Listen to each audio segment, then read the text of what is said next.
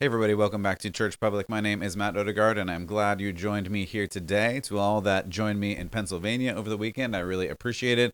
We had a great seminar about Disney and what they are doing to parents and children, but really we had a great seminar about what is going on beneath that. Why did that even happen? And I'll be linking to that and posting that whole seminar hopefully soon, as soon as it renders.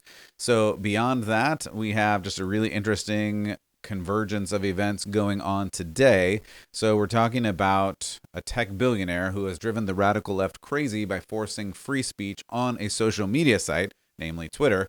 Well, really, he hasn't done anything yet, but by the crazy unhinged reactions by the media, celebrities, and randos on Twitter, you'd think he sat people in a chair and forced them to say that as a man is a woman or a man is a man or something like that. Anywho, Elon Musk has purchased Twitter in an attempt to free the speech that so clearly has been censored on one side of the argument.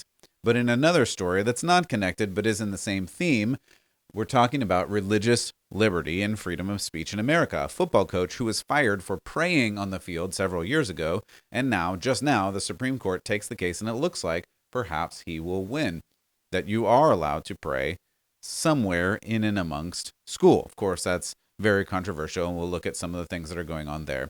But the reality is, elections matter because policy matters, because people matter, and those that rule over the policy, namely the judges and justices of the court, make a huge difference whether you really have free speech and free religion or not. I'm Matt Odegaard. Welcome to Church Public.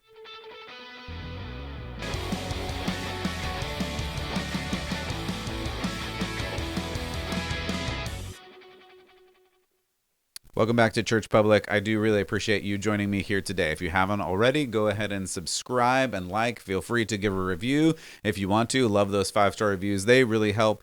And of course, if this helps you, if it interests you in any way, share it. Share it with one person you know, because I just want people to understand what is really going on. There's so much weird information out there, as some would say, as we'll talk about on the left side of this. There's the mis and dis and malinformation. Did a big episode about that a few weeks ago. You can go and check that out at churchpublic.com or any of the podcast places.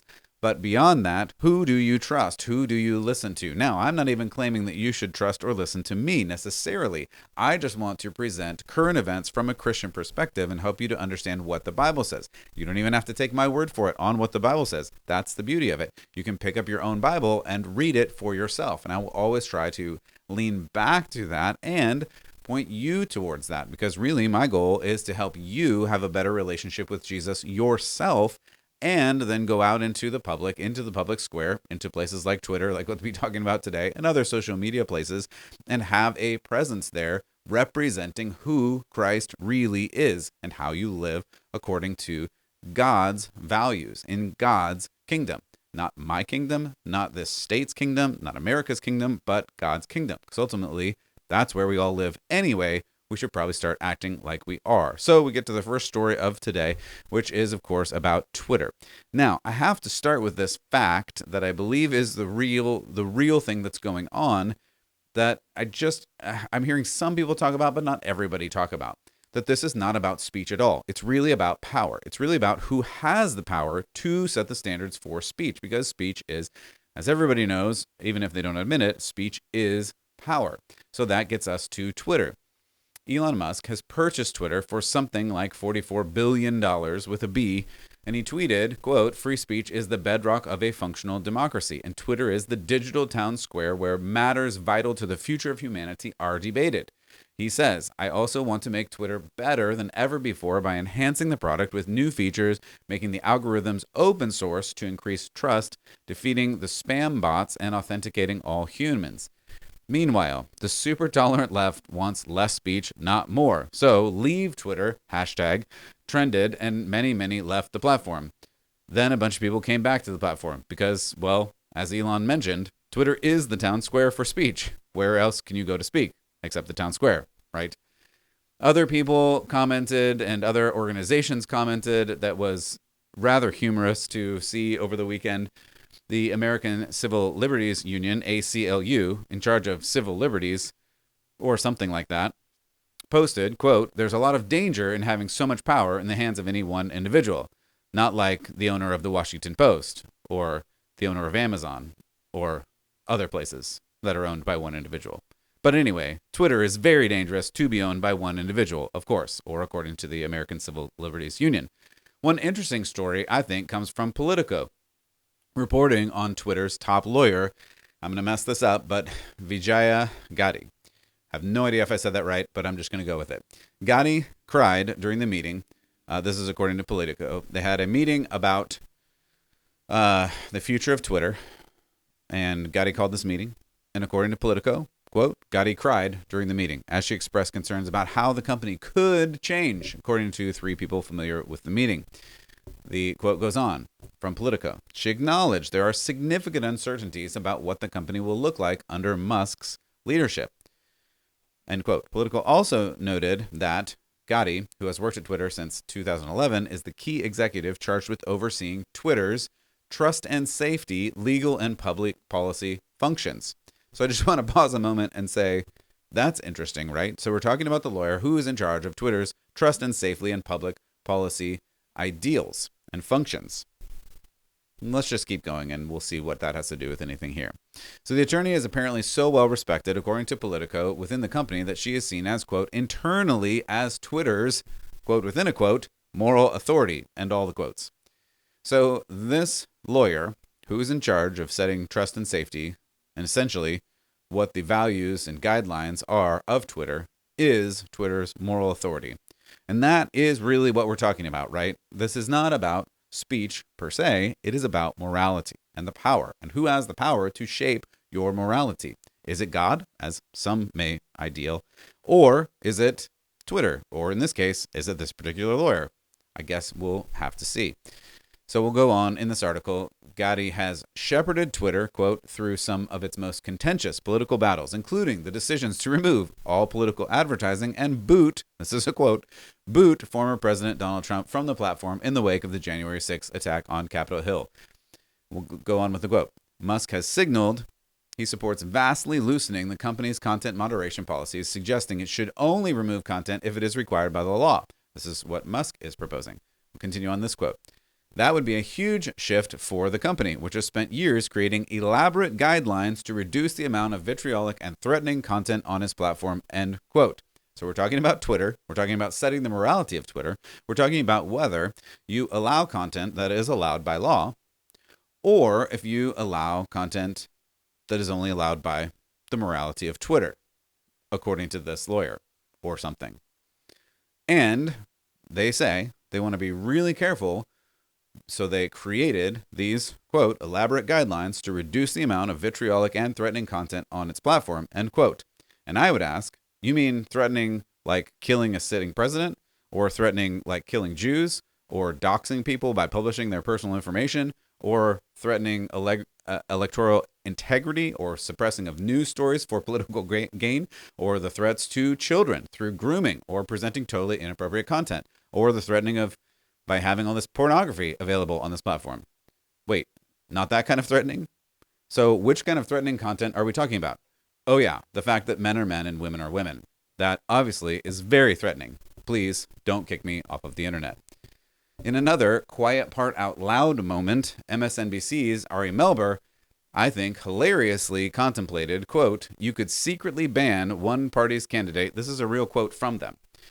You could secretly ban one party's candidate or all of its candidates, all of its nominees, or you could just secretly turn down the reach of their stuff and turn up the reach of something else.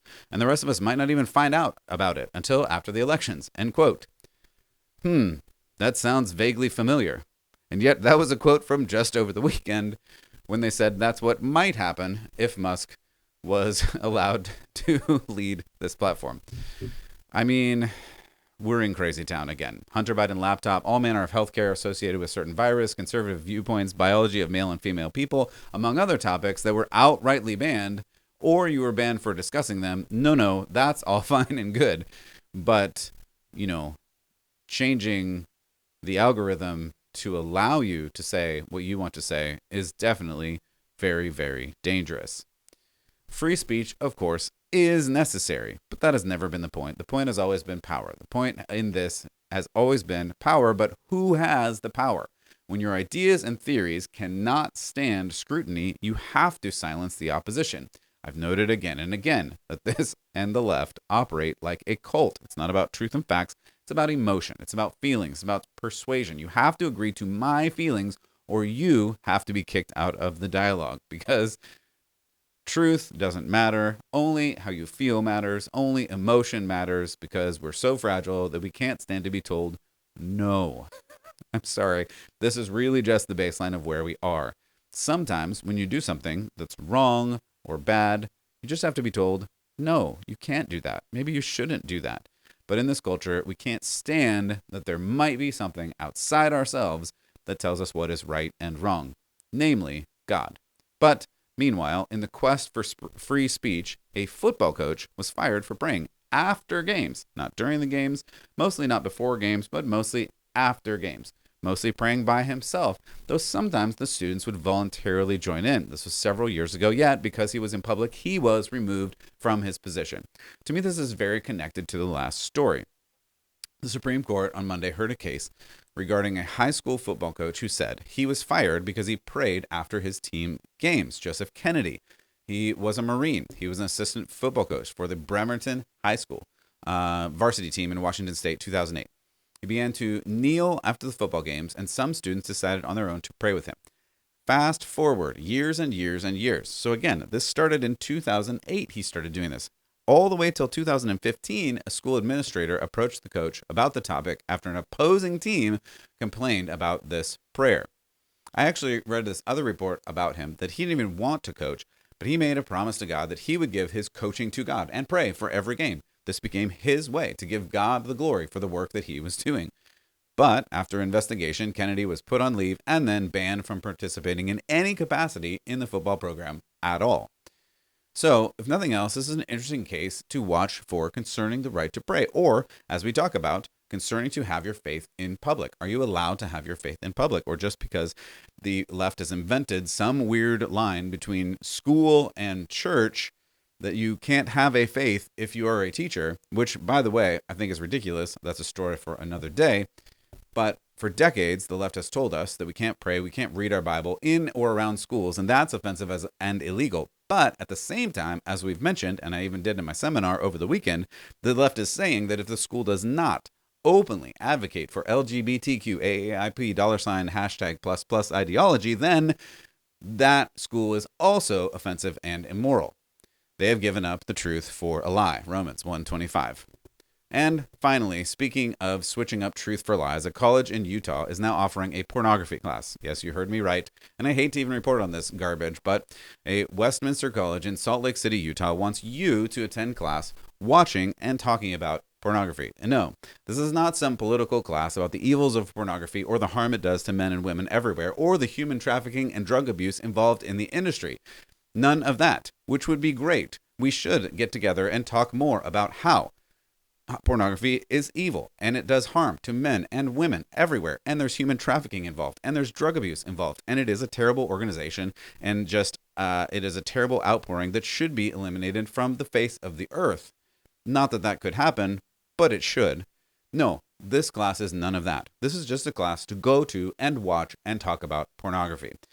So Westminster College in Salt Lake City is planning to offer this course studying hardcore pornography. If you're watching and not just listening, here is the link to the film 3000 or 300. I really can't read it and it doesn't matter. But the class is film 3000 porn or something like that.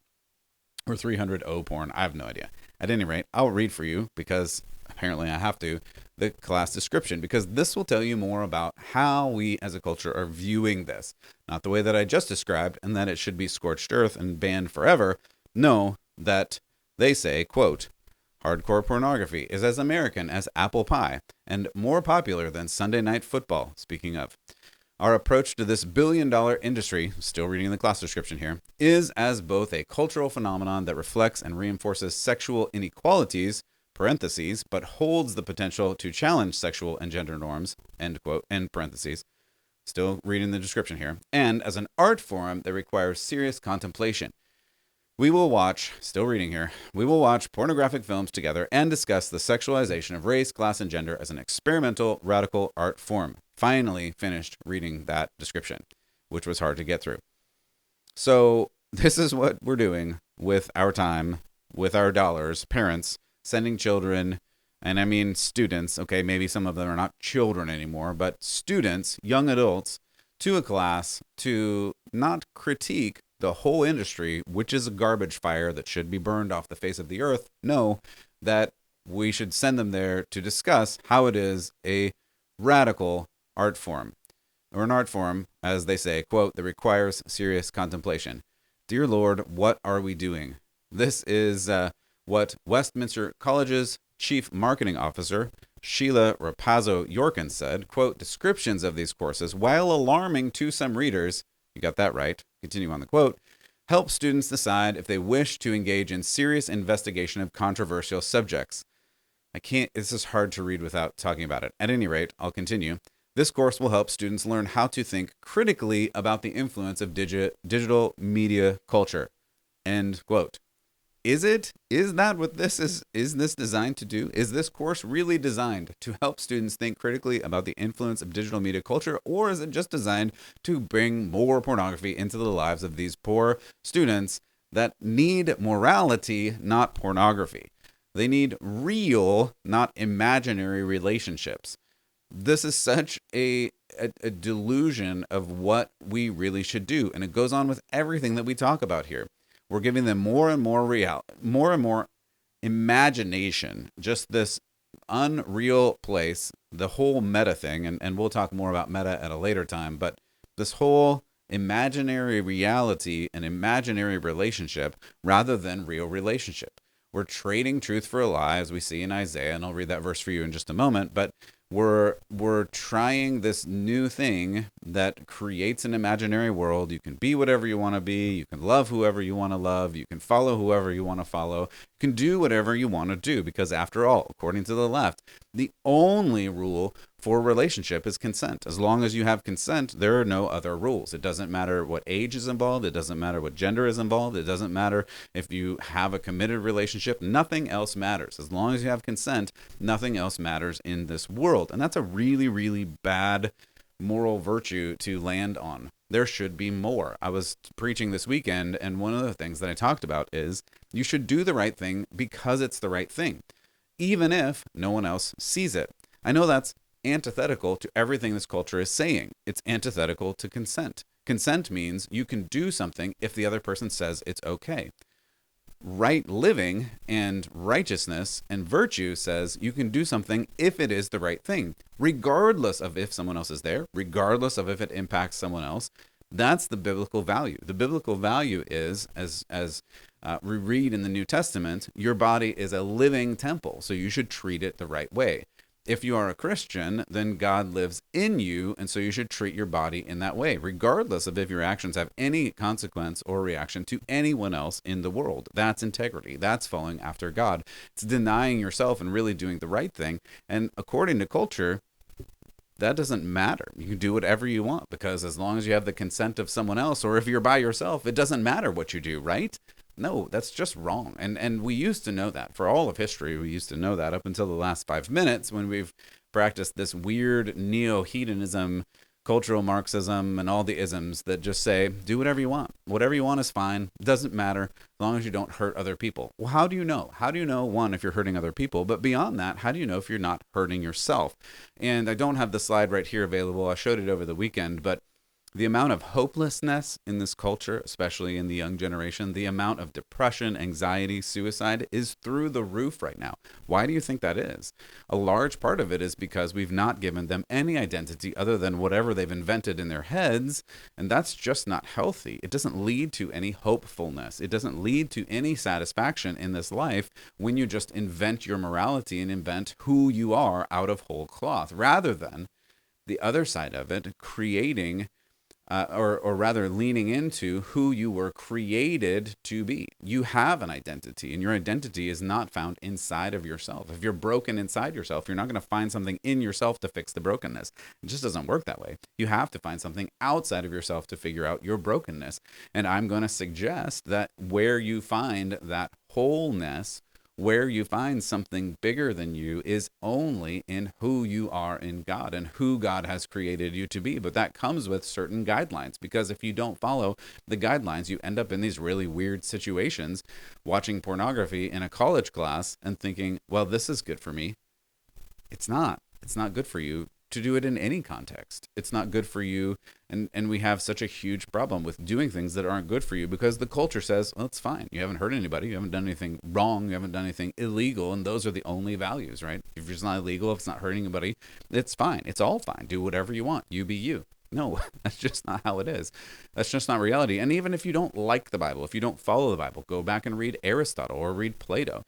Good is important. Doing the good is important. If you don't do good things, if you don't live to grow who you are in a moral fashion that is based on something outside of yourself, then you will be hopeless. You will be faithless. You will be depressed because there is nothing that you're tying your identity to other than some imagination that you have created. And that's just not good. It's just not helpful.